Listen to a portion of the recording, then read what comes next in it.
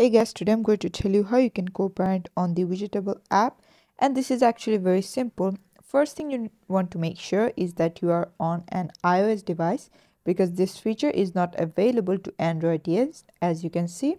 So if you're already on the iOS device, all you need to do is head over to the WIDGETABLE app and navigate to the pets section, and then you're gonna locate the eggs tab within the pets section, and basically you want to tap on the egg that you want to co-parent and nurture, and then in the bottom right corner of your screen you'll see the co-parenting tab.